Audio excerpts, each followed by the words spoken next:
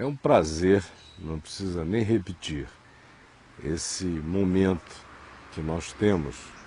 Ele tem me dado muita alegria e tem dado muita alegria a muita gente. Você sabe do que eu estou falando. Eu quero ler para nós hoje, aqui no Evangelho de Marcos, no capítulo 2. Preste atenção na leitura do Evangelho.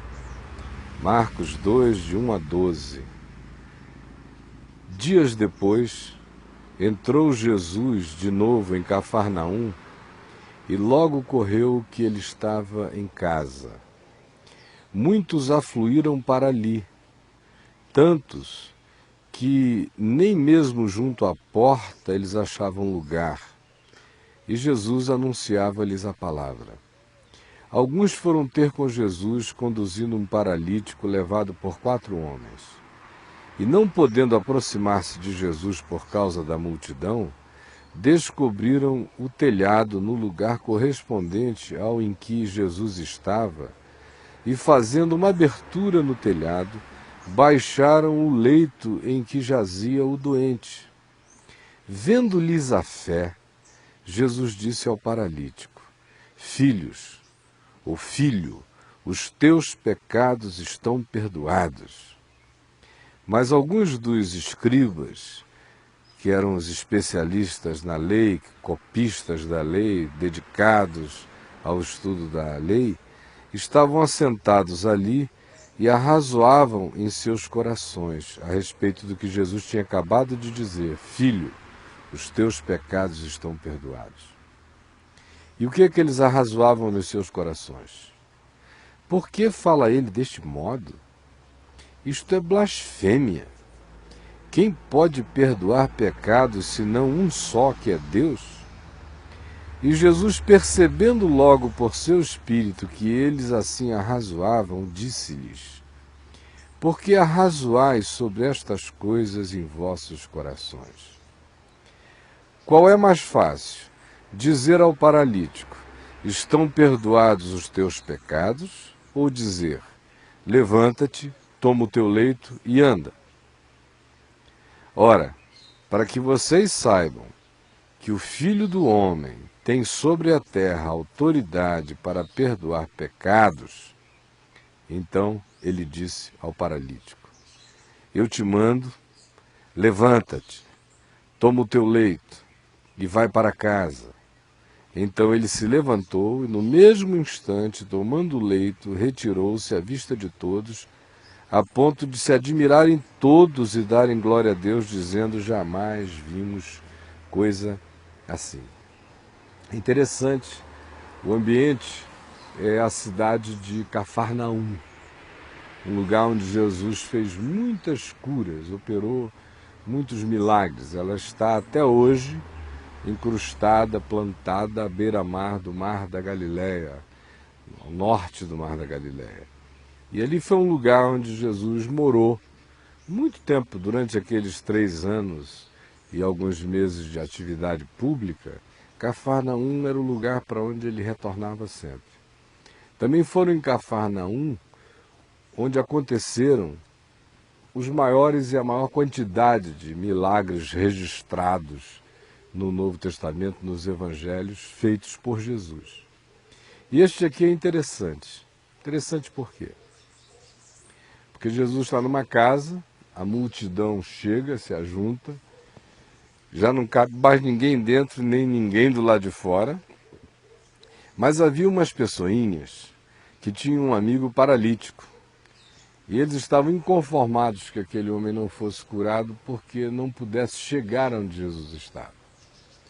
Foi aí que eles decidiram ser completamente politicamente incorretos em qualquer lugar, cultura, tribo ou região do mundo. Ninguém decide destelhar a casa do outro sem pedir licença. Mas foi o que eles fizeram. Eles simplesmente puseram o homem numa maca, enrolaram-no com cordas, a moçada subiu no telhado, ele ficou ali embaixo, alguns prontos para guiarem a subida, outros lá em cima. E eles não quiseram nem saber, destelharam a casa da pessoa onde Jesus estava falando. A casa não era de Jesus, era de um outro. e baixaram o homem exatamente no lugar onde Jesus estava. Eles foram destelhando assim, está aqui, está aqui, está aqui, aqui. Está bem aqui embaixo, bem aqui embaixo. Vamos tirar aqui. A telha saindo, todo mundo olhando. Jesus olhou para cima e eles baixaram aquele homem no leito, até ali. E quando Jesus viu aquilo, diz aqui o Evangelho, o seguinte: vendo-lhes a fé, vendo a fé daquele grupo de amigos que tinham se mobilizado com essa intenção, vendo-lhes a fé, Jesus se compadeceu da situação toda, olhou para o homem que estava ali diante dele e disse: filho, os teus pecados estão perdoados. Aí, quando o perdão de pecados, quando a graça de Deus, o favor imerecido, a bondade livre, a orgia da misericórdia de Deus se manifesta perdoando o homem, na mesma hora a religião se interpõe. Mas não falaram com a gente. Quem foi que deu esse poder a esse rapaz aí de 30 anos em Cafarnaum de sair perdoando pecados? Isso é blasfêmia. Se fosse pelo menos no dia do Yom Kippur, lá no templo de Jerusalém, e que o sumo sacerdote fizesse uma declaração dessa, ainda assim, o sumo sacerdote não a faria de modo particular, singular, específico, com endereço, com nome e CPF. Filho, estão perdoados os teus pecados. Era o que eles pensavam. Esse indivíduo, fazendo isso aí por conta própria, sem mais nem menos, uma bagunça louca dessa, destelharam a casa do homem, baixaram o doente, e ele vai logo dizendo: filho, estão perdoados os teus pecados? Isso é loucura, isso é maluquice, isso é blasfêmia, disseram eles. Aí Jesus disse: por que vocês são mauzinhos assim? Por que os pensamentos de vocês só podem pensar com essas categorias teológicas, doutrinárias, religiosas perversas? Por que ao invés de vocês celebrarem o fato de que chegou aqui um indivíduo todo amarrado, paralítico, entrevado, limitado, dependente de outros 24 horas por dia, por que ao invés de vocês celebrarem a libertação dele, a cura dele, o milagre que perdoa os pecados dele e faz com que a vida dele encontre paz, por que vocês, ao invés de se alegrarem com isso, ficam discutindo teologia? Por que vocês ficam querendo discutir doutrina? Aonde é que vocês foram parar? Vocês ficaram malucos? O que tem importância agora? São as letras da lei? São os poderes da religião? O que é importante agora? É a preservação disso que vocês chamam de sagrado?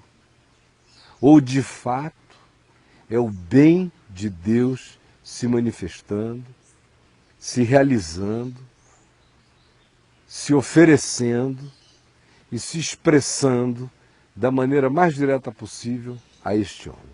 O que vale mais? E aí eles ficaram ouvindo. Jesus disse: olha, por que vocês estão com essa conversa furada? Blasfema é a conversa de vocês, tola é a conversa de vocês, louca é ela. Eu pergunto a vocês, o que é mais difícil? Eu abrir aqui a minha boca e apenas dizer para este homem: filho, estão perdoados os teus pecados? Ou dizer a ele que é paralítico, está aqui no leito: levanta, toma o teu leito e anda. O que vocês acham mais difícil?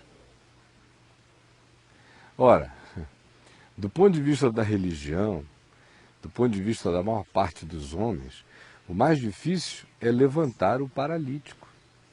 O mais difícil é fazer com que o homem na cama, na maca, entrevado, possa agora se desentrevar, se liberar, ser libertado, ser desamarrado, pôr-se em pé, pegar a cama que o carregava e agora carregá-la para casa. Isto é que os homens acham que é o mais difícil. Os homens acham que o mais difícil é curar câncer. Os homens acham sempre que o mais difícil é curar a AIDS. Os homens sempre acham que o mais difícil é aquilo que, aos olhos deles, se manifeste de uma maneira bastante física e os assuste, porque seja algo que esteja para além da capacidade deles de realizar. E Jesus, sabendo desse paganismo humano, porque essa é uma mentalidadezinha muito pequena, essa que acha que mais difícil do que perdoar pecados é curar paralíticos. Mas por que Jesus sabe e sabia que a mentalidade era esta, que a inversão das coisas é essa, que a mente humana sempre pensa que o extraordinário é aquilo que possa significar algo meio mágico, totalmente inusitado, chocante? Ele pegou e usou dessas categorias. O que é mais difícil?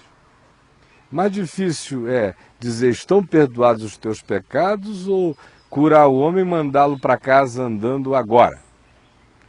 Porque ele sabia que na cabeça das pessoas, assim como na sua cabecinha aí onde você está, o mais difícil é dizer: levanta, toma o teu leito e anda. O mais difícil é curar o doente, é ou não é?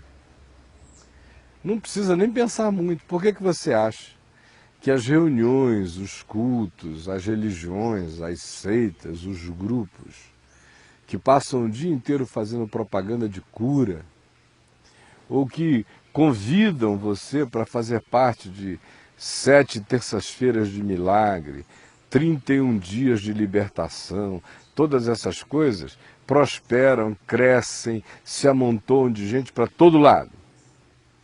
A resposta é esta. É porque você, tanto quanto todo mundo, acha que o difícil na vida é ficar curado de um probleminha na pele. Ah, missionário, meu problema na pele. Ai, pastor, ai, apóstolo, ai, fui curado. Ai.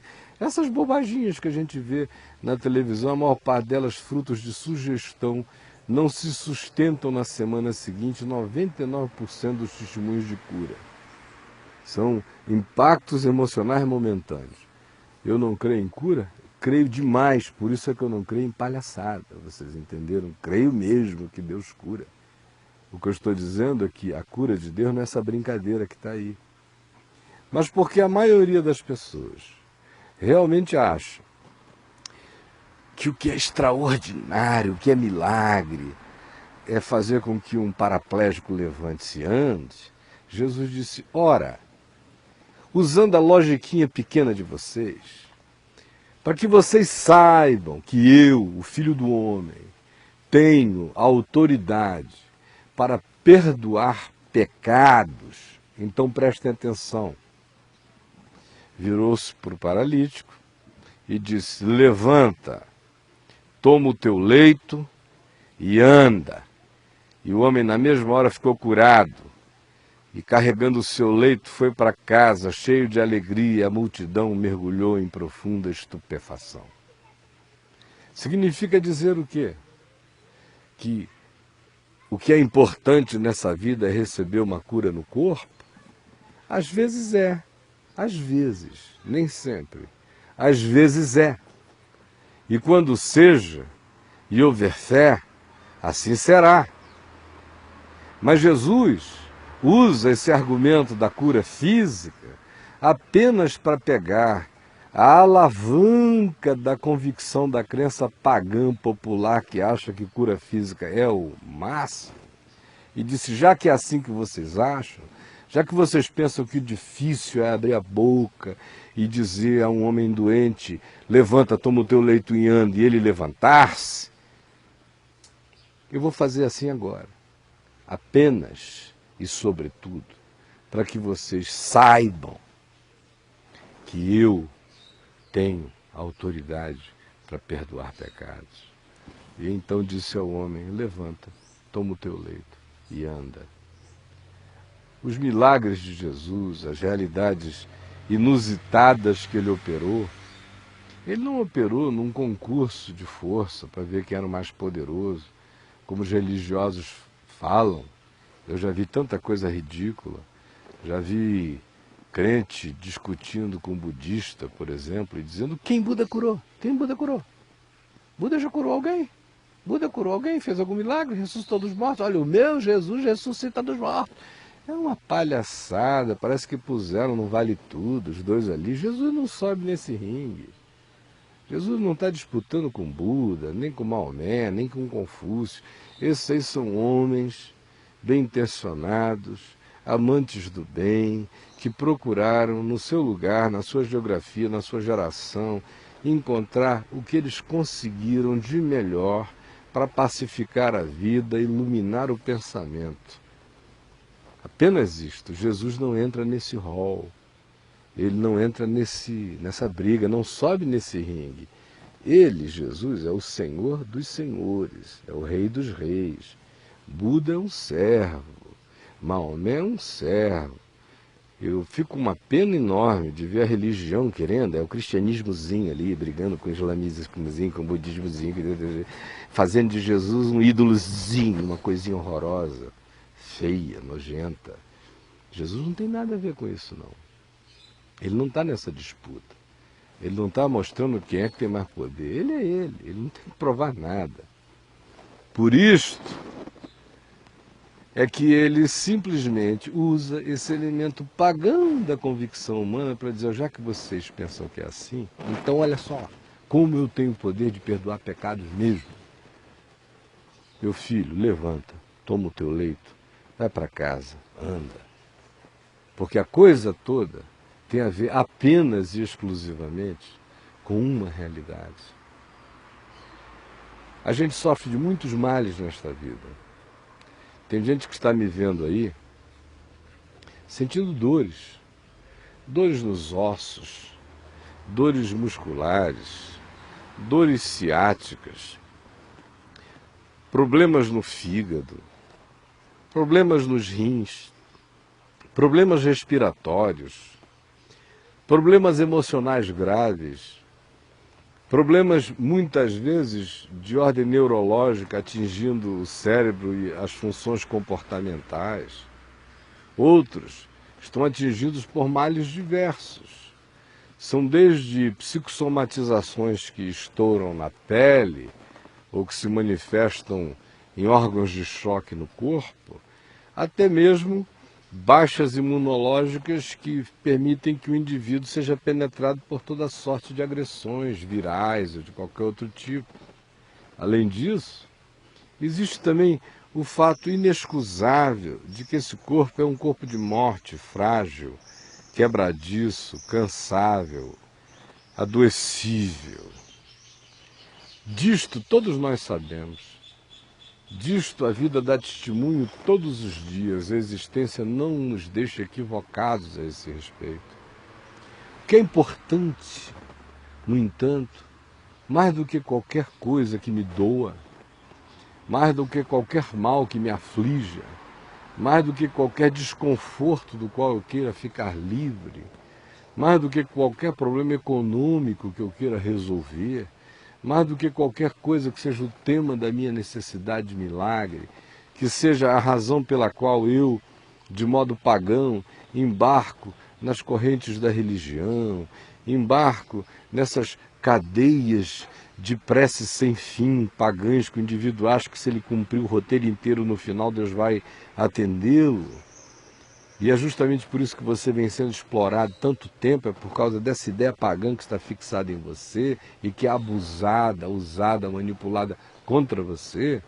Mas é por causa dessa doença que está na maioria das pessoas que Jesus quebra esse paradigma, justamente dizendo, olha, eu vou curar só para dizer a você que mais importante do que curar o paralítico é que ele se levante perdoado.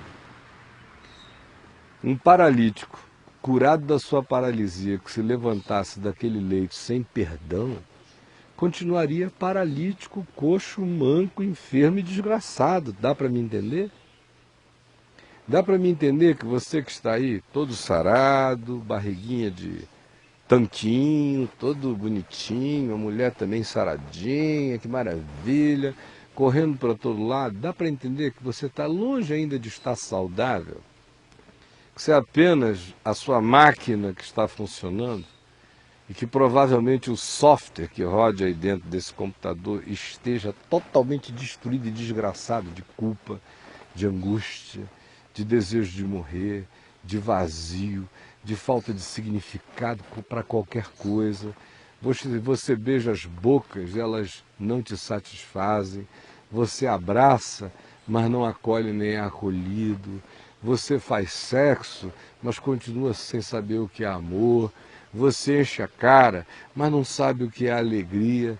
Você fuma um beck, mas de fato não vai a lugar nenhum, fica só morgado e abobalhado. Você está aí o tempo todo achando que esses elementos que você vai pegando na vida, incorporando a sua existência, que vão fazer de você um indivíduo melhor, mais saudável, mais alegre, mais feliz, mais pronto para a vida. Enganado está você, você sabe disso. No fim só tem uma coisa que importa. Não é se eu estou numa cama, morrendo, ou se eu estou num trapézio rodando. Isso aí tem uma importância relativa, muito relativa, circunstancial. No fim só tem uma coisa importante. É saber se o homem que está na cama morrendo está perdoado. E saber se o cara que está rodando no trapézio está perdoado. Porque quem não está perdoado, está ferrado. Você entendeu? É simples assim. Não adianta ficar com 1000 elucubrações. Se você estiver perdoado, pode estar morrendo. Você está saudável. Se você não está perdoado, você pode estar correndo. Você está doente. É por isso que quando Jesus cura, em geral, a gente vê aqui na tradução, a tua fé te salvou, o que de fato significa a mesma coisa, a tua fé te curou, porque Jesus curava querendo significar com aquilo uma salvação mais profunda, dessa que não cura só o corpo, que cura o espírito, a consciência, que pacifica o indivíduo e que diz a ele: os teus pecados estão perdoados. É para isso que eu estou aqui hoje, para dizer a você que Jesus perdoa pecados, perdoa os seus, qualquer um. Às vezes o indivíduo vai para aquela cama, para aquela maca de doença, é por causa do pecado. Não que haja um julgamento de Deus em cima dele, você pecou, vai para a cama, não, o pecado que põe você lá, é a culpa que põe você lá, é a somatização da sua culpa que põe você lá. É essa massa falida de culpa que acaba colocando você lá. Isso é que se chama de somatização. Acontece na sua psique, na sua mente, vira carne, vira soma, vira corpo, vira doença. No entanto, se você receber hoje, pela fé, ouvir essa palavra de Jesus que diz: filho, filha, os teus pecados já estão perdoados. Eu já os levei na cruz, já não há mais débito para você se você crer. E se você quiser começar uma vida nova hoje, se você crer nisto, você vai saber o que é importante, com saúde ou sem saúde. Agora, muito provavelmente, pode ser que se o que gerou essa doença em você tenha sido culpa acumulada, pode significar que na hora em que você recebeu o perdão, se apropriar dele pela fé, saber que está tudo pago e consumado, quitado, você está livre. Pode ser que os mecanismos que deflagraram esse processo, geraram essa enfermidade que virou carne em você, que se somatizou em você, esses mecanismos, uma vez quebrados, o sintoma desapareça como doença, como enfermidade. Eu quero convidar você a continuar ouvindo o Evangelho. Não tem fim, é para sempre. Por isso eu convido a você a ir ao meu site, o www.caiofabio.com. Vá lá e leia, ouça a rádio, ou então também clique na Vem Ver TV. E você entra de graça, se registra com o seu nome, e-mail, dados simples, envia, você já está autorizado a entrar e assiste 24 horas do que eu estou falando aqui e muito mais. Quem está indo lá sabe o benefício que está recebendo. Eu, no entanto, quero convidar você para estar comigo daqui a pouco, no Teatro La Salle, na 906 Sul, às 19 horas. Venha, traga os seus amigos, venha com alegria, venha ouvir o Evangelho. E também toda quarta-feira eu convido você para estar comigo na QI 13, Conjunto 2, Casa 5, na Tenda do Caminho. Você está vendo imagens de ambas as coisas, do La Salle e da Tenda do Caminho. Na Tenda do Caminho é quarta-feira às 20 horas. Venha e tome cuidado com o seguinte, é uma rua simples, pequena, residencial. Não entre parando seu carro, procure parar mais distante, venha a pé, chegue com calma e não pare na frente da garagem de ninguém, tá bom? Eu aguardo você domingo ou quarta-feira e aguardo você agora. Entre na internet, vá ao meu site, comece a viajar e você vai saber o que é o Evangelho, qual é o benefício dele para você e como quem crê de fato anda liberto. Era isso que eu queria falar. Deus abençoe você muito, muito, muito, muito mesmo, tá bom? Até a nossa próxima reunião, até o nosso próximo encontro. Tchau, então.